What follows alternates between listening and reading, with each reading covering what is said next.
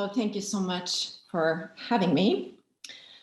We didn't get to really go through the technical setup prior to, so I'm having a little bit of issues here to get my stuff set up. And but that's what I'm going to be talking about today. I'm going to talk about uncertainty and these different unknowns that might come and completely upend how we live our lives, you know, the next year, maybe just the next minute, maybe the next 10 minutes. And so this is kind of fitting. Let me see. All right, so can everybody see my screen? I think I'm going to stop share this one. Yeah, we could see it, Anne. Okay, great. All right, good. Okay. So the reason that I wanted to focus on the unknown is not only because of little technical glitches that we're having here right now. It is because I do believe that this is something we're going to see more of. Like a year and a half ago, a little virus came and tousled up all of our plans. And all of a sudden, all of those plans that we had for the next year, suddenly we had to park them. We couldn't act on them anymore. And I hear very often that people are talking about when things go back to normal. And I'm thinking to myself, well, what is normal? What really is normal? Is this life that we left behind where we're so good at compartmentalizing ourselves, dividing ourselves into these silos where now I'm a woman in tech, now I'm a mother, now I'm a partner, now I'm a friend? Or could it be that when we have to chase a little toddler in our pajama pants as we're trying to host a Zoom meeting, might that actually be the reality? Could it be that the chaos is the reality? And then now, you know, the way we really need to plan forward is to expect the next unknown that might be waiting for us around the corner.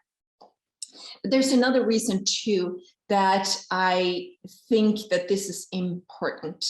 And that has to do with the fact that we need to get out of our comfort zones for our children's sake. So one of the things that I have realized in my generational research is that if there is one thing, one particular trend that really sticks out and that you see over a dozen different surveys and research, and you will find out that younger generations today, teenagers today, have lost hope in the future. And why is that? It's because we're on the wrong trajectory. The future that we are meeting now, the future we're preparing for, is fairly unsustainable. So we're going to have to embrace the unknown. We're going to have to get into what today might seem a little uncertain because we can't go back to normal. It's really, really not an option. I saw a study very recently that something like two-thirds of teenagers today, and this is a global survey, are terrified of the future. Only 45% of younger generations today can say that they really feel like they have good mental health. So you read a lot about, you know, Gen Z and mental health issues. So if for nothing else, let's try to make changes.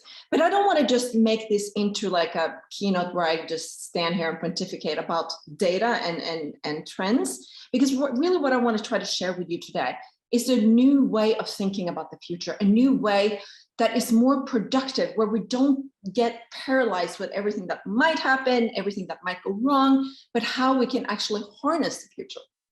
So I'm inviting you to launch into a new type of future, and one where we can maybe shift our navigational path a little bit differently.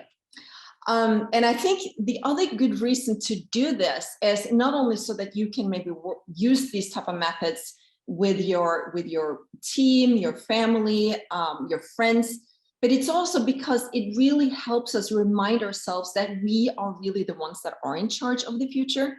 The future, it kind of seems like at the moment that the future is coming at us, but it's actually us that are creating the future we are the agents of the future. So I'm going to take you on a little scenario exercise. And I know we have a very short time, but if Bezos and his crew can make it to space and back in 10 minutes, I think we can make it to the future in 20. Let's try. So as futurists, we often talk about the future as a cone of uncertainty, which really means that you can't, the closer the future is to the present, the easier it is to predict. But the farther out it is, the harder it is. And that's when we have to start talking about alternative futures, where like that realm of possibility really opens up the further out you go. So we talk about not just like one future, but many alternative futures or many different scenarios. Within that realm, we very often point at the baseline, which is what we have projections for. This is our data, this is our research, this is our forecasts. But that alone is most likely going to be upended some kind of way, because again, we have these little surprises coming at us. So it can be absolutely mind-boggling to try to think about every single possible future scenario that exists. That's not possible. So what I really want to do here is that I would like to focus on the preferable future, which is sort of like the North Star. It's like, where do we want to go? And the way we can do that is that we can look at like the baseline where we think we're going, and then we can compare to where we really want to go. And then we'll look at that gap and try to figure out how do we close that gap between where we're going, which we know is not very sustainable, and also where we want to go. One scenario technique is called the 3 horizon framework. It's actually adapted from McKinsey's 3 horizon the growth model or innovation model, which they came up with, I think it was like maybe a few decades ago. I don't know exactly when. And it's a very useful way of thinking about change, like discontinuous change, like how we can go from one sort of business model or paradigm and into another one, and looking at different kind of disruptive forces and how we can use those to actually bridge that transition between the past and the future. And so we can also often, we have to talk about like horizon 1 as the business as usual horizon, the one that we know it's not going to be sustainable or not going to last us too long. And then we look at it like some sort of disruptive force that are, you know, maybe like between 1 or 2 years. Maybe it could be an innovation, it could be a new trend, it could be something that's kind of just like give us a little bit of an inkling, a little bit of a weak signal of where things might change in the future. So you could think of, for example, when Uber came out, like after the last recession, it was the perfect timing, both technology-wise, as now everybody had smartphones, and also because we had a recession. So there were a lot of young people who didn't have jobs, and this was one way to kind of get back into the economy. But it didn't end with Uber. That just kind of was the first sign of a new type of business model. When we're futurists, though, we really want to focus on bigger paradigms. We want to have a very big sort of 360 view where we look at social trends and technological trends, political, like every part of society, because you don't know where that little trigger, that little thing that can change everything, you don't know where that is. Last time it was a virus, right? So you have to really keep sort of like a broad, open mind to look at these things. What we very often do is that we do something called environmental scanning or horizon scanning, where we keep tabs on many different types of trends. Now, it used to be that this was a very analog effort. Now we're starting to see more data mining tools, AI tools, natural language processing, sentiment analysis. So it's very difficult to stay on top of it because of this information explosion, but you really try to kind of keep tabs on how these different trends are moving. And some of these trends are big, you know, long driving forces. You can go to publicly available data sources and find that. such as the Census Bureau or Bureau of Labor Statistics, and others are more like weak signals, and that could be mentions in social media. You can use some sort of like natural language processing and sentiment analysis on social media to kind of see how the mood is shifting. So there's many different ways of coming to the data, but the 90% of the work is to try to stay on top of all of this. But what we're going to do today, because obviously you can't focus in on all of these different things. So what we're going to focus on are the 3 trends that I believe currently are giving our kids some sense of agony and some sense of not believing in the future or fear of the future. And it's all tied to mental health, and that those mental health issues are, again, you know, when you listen to what young people are saying, they're worried about the future of the planet, and they're worried about economic insecurity, and end up with huge student loans, and maybe with a college degree that can't be used because of artificial intelligence and automation or something like that. So those are very often what we hear. So we know that we are on an unsustainable course. It's not where we want to go. We don't want to leave our kids in this disarray. So we know we need to change. And so we're going to focus now on what could possibly be that disruption. What could be that disruption? What is that lemon that we can squeeze some lemonade out of? And that takes us into Horizon 2, the disruptive force. And I think that we have seen that for the past year or past 2 years. And it is called the pandemic, right? The COVID-19 pandemic. So aside from being a health threat, it also changed the way we live our lives.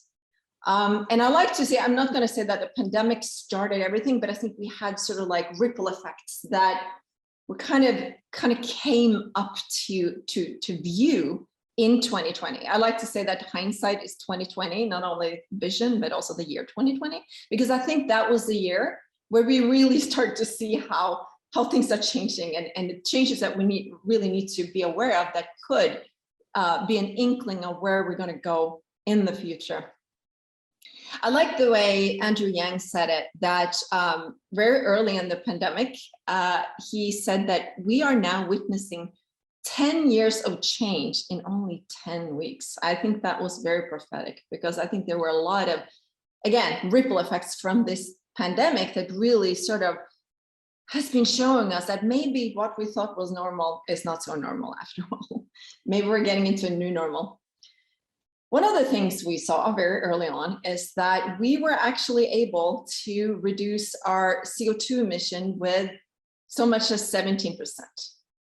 So it was not comfortable, and it means that we're not traveling as much. It means that we're sitting at our home. We might not always have access to the things we want to buy because it's not shipping. But it shows that it is possible to make change. It is, we have proven to ourselves that if we really have to get out of our comfort zones, it is possible. We can make it happen. Or this comfort zone, where everybody's getting on board now with remote work, and where like we have to kind of get used to this, and where we sort of make these little rookie mistakes of putting on a filter when we didn't intend to put on a filter, or even worse, we had the camera or the mic on when we didn't think we had it. So these are sort of like the way we're kind of stumbling into a future that looks a little bit different, and which might be a sign of things to come.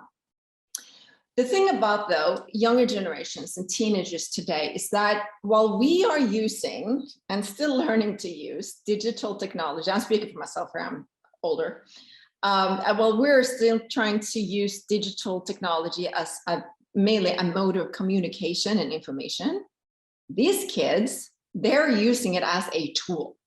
And the reason that I think that this is important is precisely because they're telling themselves that it's futile. Like this sense of despondence and fear of the future is very often grounded in a sense of futile thinking. Like you can't change anything. But the fact is, they have a lot more power than they think they have.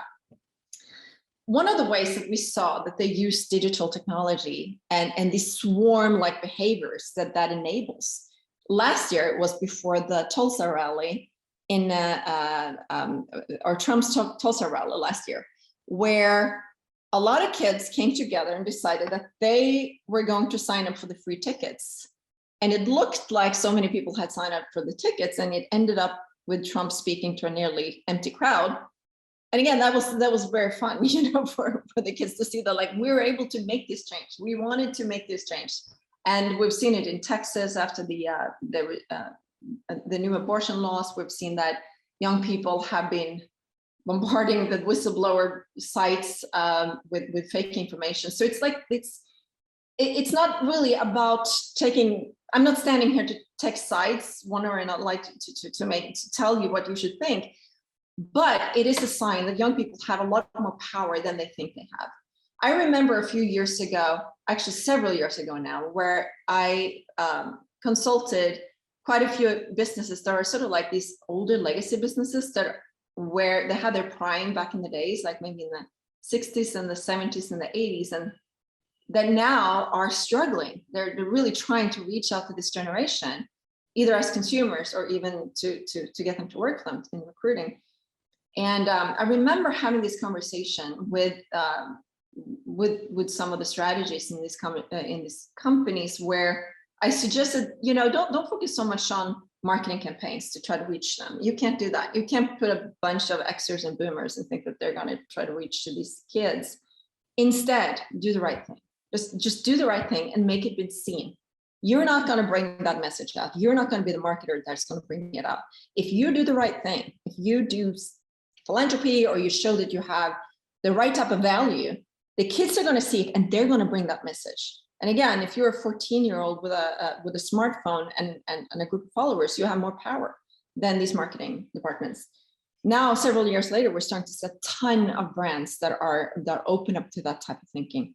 For example, Target, and a lot of people, a lot of other companies that are following Target as well, where one of the big issues now, obviously, is that young people are very worried about being able to pay back like these high tuition student loans that they're having.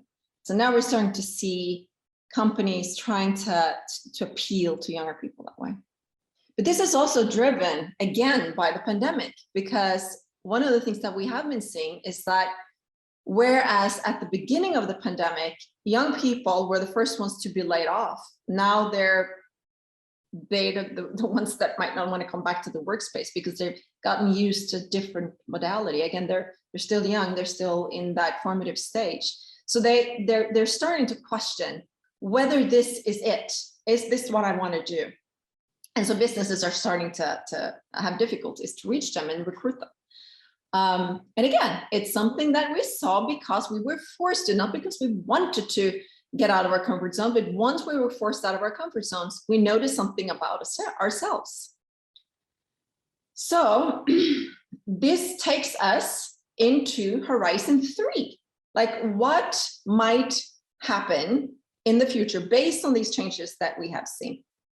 Well, it's very often, when the old is tousled up and disrupted, that's very often when you see the changes come. And a lot of these technologies, a lot of these economic models and these things, we've been aware of this for a long time, but they haven't had their heyday. It's kind of like being dressed up to the party, but no party to go to. Well, now the party is here. Now it's coming. Now we're kind of seeing that we might actually be moving into completely new social modality, a distributed type of system, where we came from this central hierarchical system, and now we're going more into this distributed system for various reasons. One of the things, just to kind of elaborate a little bit more on this great resignation, is Zoom tabs, where young people are finding out that, well, if I'm going to start a family, I might not want to have $1 million mortgage in the Bay Area, where my house might burn down from a forest fire, and where I might have rolling brownouts. There's this type of thinking where maybe if I can work from anywhere, well, maybe I should move to Middle America, somewhere where I could be outside, and so it's that type of thinking that we have seen quite a bit. I'm currently a college prep mom, so I'm helping my daughter apply for college, and one of the trends that I'm noticing is that there are quite a few colleges that are kind of, there used to be these state colleges in states that were overlooked, Arkansas, Alabama, Oklahoma, who are now starting to come up with these merit scholarships to try to attract more young people. And it's working. I know several kids growing up in Austin who are now moving out to these colleges and giving them a chance. And so we might see like this migration where we're moving. Another thing we've seen is that the existing supply chain is not very useful. What is the first thing we noticed when after this pandemic started? We lost access to toilet paper, right? Or very basic essentials. So, now we're at the point where we can joke about this thing, but there were fights in the stores to try to get it. So what we see is that the old system is not necessarily the best. So what are we getting at? We're getting into this, again, we're getting into this distributed system where we see that these old brittle systems are kind of withering away, where we might see the attractiveness of microgrids versus being connected to the central grid, where, instead of actually having something produced overseas and then shipped here, maybe that is not the best way. One of the things that I've also, another trend with young teenagers today is that they are no longer buying fast fashion. So in a few years ago, there was a remarkable shift in the apparel industry where you notice that younger kids would go to vintage stores and to secondhand, and they even came up with this peer-to-peer app called Depop, and they use Etsy. So that is now in vogue. There was a time when that was an embarrassment, right? But now that is in vogue, and we see some of these fast fashion industries struggling really, really hard at the moment. And we might be going away from central control to more distributed ledger based on blockchain, where the authority of a contract, for example, using a notary public or some of these sort of very analog human-based ways of validating contracts might actually not be as useful after all, and might not be as secure after all. And so you're moving that also into the distributed systems. So I kind of wanted to wrap up with this picture, which I think is a kind of an interesting sort of solar punk inspired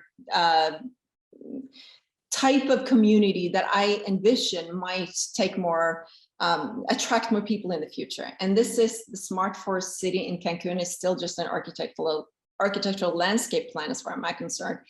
But it's a way where they have, they're basing this off a concept of circular economy, and it's surrounded by solar panels and agricultural fields, making it completely food and energy self-sufficient. Water is gathered at the entrance of the city, and they can introduce more species. They can burn they can absorb fossil fuel, and I think it was interesting because it kind of looks like a motherboard. So I tried to merge two pictures here to illustrate this idea that as we move into the future, we're going to look more at nature and technology and see this intersection between these two.